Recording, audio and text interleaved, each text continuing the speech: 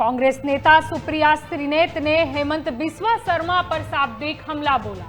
आपको बता दें कि जैसे ही विपक्षी गठबंधन का नाम इंडिया रखा गया, वैसे ही हेमंत बिस्वा शर्मा ने अपने ट्विटर बायो से इंडिया शब्द को हटाकर भारत लिख दिया था, जिसके बाद कांग्रेस सुप्रिया श्रीनेत ने उन पर शाब्दिक हमला बोला है।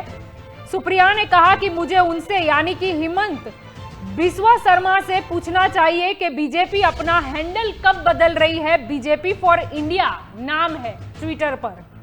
Bhajpa skill India, startup India, खेलो इंडिया, डिजिटल इंडिया पर क्यों चल रही है? उनके कुछ नेता खुद को मूर्ख बनाने पर तुले हुए हैं। यहीं से नहीं अटकी सुप्रिया, लेकिन आगे भी उन्होंने कहा कि यदि आपको भारत से कोई समस्या है तो इसे स्वीकार करें और कृपया इसके बजाय पाकिस्तान चले जाएं। आपको बता दें कि कांग्रेस सुप्रिया श्रीनेत ने हेमंत बिस्वा शर्मा पर शाब्दिक हमला बोला और कहा कि मुझे हेमंत बिस्वा शर्मा से पूछना चाहिए कि बीजेपी अपना हैंडल कब बदल रही है। आपको बता दें कि बीजेपी के ऑफिशियल ट्विटर हैंडल का नाम बीजेपी फॉर इंडिया है। तो साथ ही सुप्रिया ने कहा कि Bhajpa skill India, startup India, खेलो इंडिया, डिजिटल इंडिया पर क्यों चल रही है? उनके कुछ नेता खुद को मूर्ख बनाने पर तुले हुए हैं।